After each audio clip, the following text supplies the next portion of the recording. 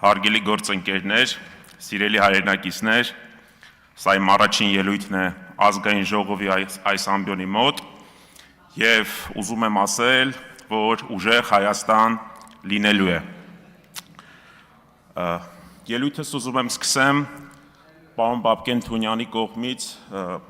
արձանագրված և այստեղից հնչեցրած մտքերից։ Պարոն Թունյան, խոսում եք, որ ադրբեջանցիների այդ կադրերը ինչ-որ այսպես ասած վատ տպավորություն են գործել, նենց չի մենք ենք այդ կադրերից հաճույք ստացել, բայց եկեք այսպես պայմանավորվենք, ինչպես պարոն Կարապետյանը ասեց, եկեք հակասաֆարովյան օրենքը ընդունենք, հարցը փակենք, որևիցե խնդիր տեսնում եք, պարոն Թունյան, եկեք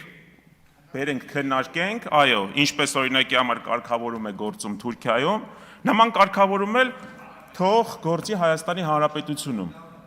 ինչ խնդիր կա, նման պրակտիկա աշխարհում կա և մեկընդմիշտ հարցը փակենք։ Երկրորդ, որ ուզում էի անդրադառնայի, նույն տեսահոլովակներից, հիմա դուք ասեք, որ այս տեսահոլովակները մեզ հետ կապ չունեն, բայց մարդ մտնում էր YouTube և տեսնում էր, այսինքն այն ինչ որ դուք շատ լավ գիտեք, այսպես ասած, նման տեսանյութերի պարոն Թունյան չեք հանդիպել, հա,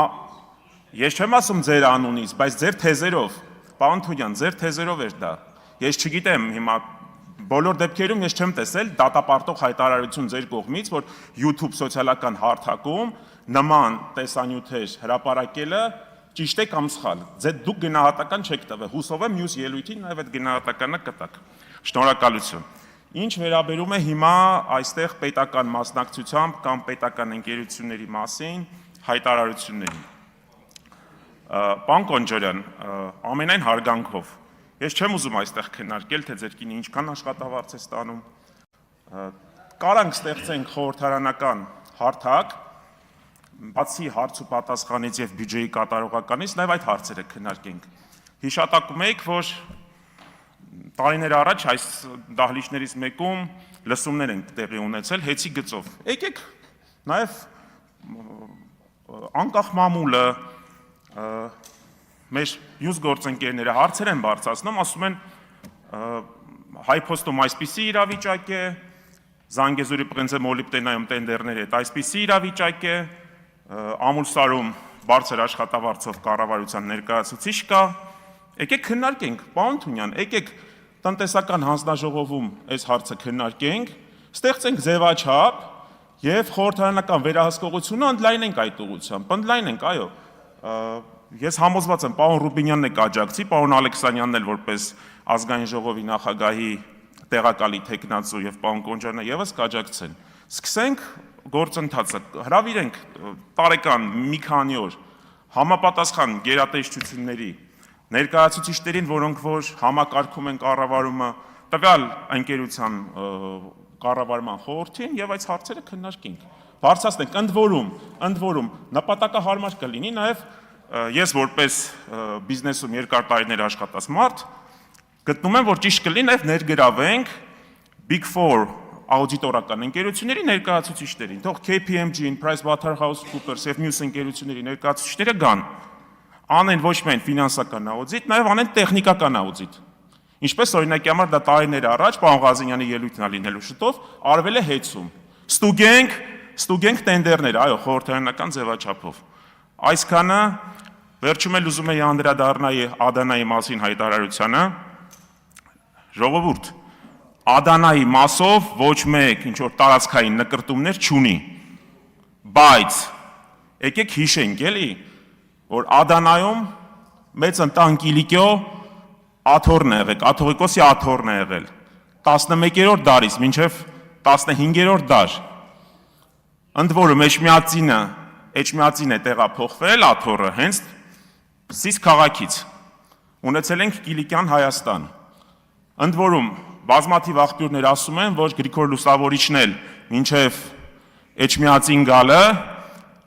աթոռը հիմնադրել է Կիլիկիայում, նման նաև այսպես ասած տեղեկություններ ևս կան, չգիտեմ որքանով են դրանք հաստատված, ես ամենայն դեպս լսել եմ։ Եկեք նաև հիշենք Ադանայի ջարդը 1909 թվականին, որը որ հայոց ցեղասպանության դրվագներից մեկն է։ շուրջ 30,000 հայ կոտորվել է Ադանայում։ Եվ հիմա դնում ենք, համեմատում ենք Հայաստանի այս տարածքը, 10 տարի եղել է STND, ժողովուրդ, Հայաստանի Հանրապետություն եւ պատմական հայրենիք հասկացությունները, եկեք չխառնենք, մենք ունենք պատմական հիշողություն, մենք ունենք սփյուռք, կանգնել մարդկանց ասել, որ գիտես ինչ, Ադանան մեզ հետ որևիցե առնչություն չունի կամ մեր հայրենիքը չէ, ես համոզված եմ ձեր միջել, բոլորս հայ ենք այստեղ, հարգանքներս մեր ռուս գործընկերոջը, ասորի եւ եզդի գործընկերոջը, քուրդ, կներեք, ամենայն հարգանքով, բայց բոլորս հայ ենք, շատերս ծերում ենք Արևմտյան Հայաստանից, Մուշից, ինչպես պարոն Կարապետյանը, իմ օրինակի համար տատիկը Սարղամիշից է, որտեղ 1914 թվականին սկսվել է առաջին համաշխարհային պատերազմը։ Եկեք այս մասերի մասին խոսել ես, մի քիչ զգույշ խոսենք։ Շնորհակալություն։ Շնորհակալություն։ Պարոն Աբրահամյան, չանդրադառնալով ձեր ասացի բովանդակությանը, բայց պետք է նշեմ, որ եթե ես չեմ սխալվում, Մեծի տան Կիլիկիո կաթողիկոսի նստավայրը Ադանան երբեք չի եղել, եղել է Սիսը, Սիսից առաջ եղել է Հռոմկլան, որը իդեպ Կիլիկիայի թագավորության մաս չէր այդ կետում, բայց անկլավային տարածք էր մի փոքր այն կողմ Եփրատի